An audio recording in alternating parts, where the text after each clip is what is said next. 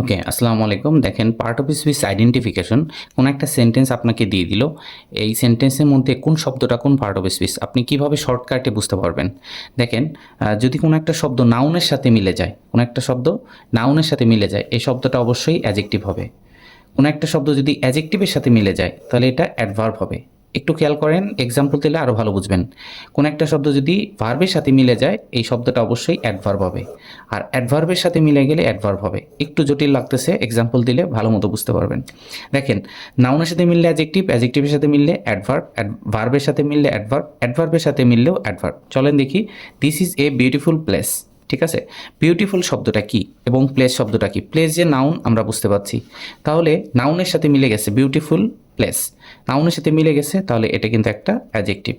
ওকে, আচ্ছা, we are very happy. We are very happy, হ্যাপিটা কি?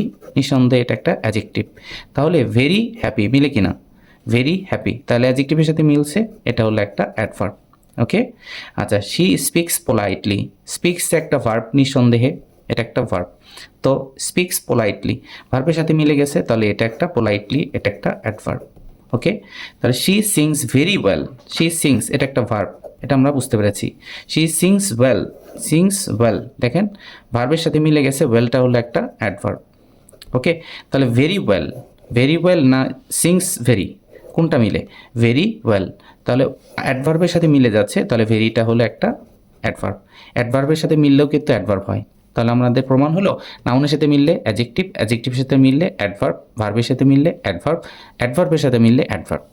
দরকার হলে আবার একটু ভিডিওটা দেখেন আর একটু ক্লিয়ারলি বুঝবেন। তো সবাই ভালো থাকেন, আসসালামু আলাইকুম।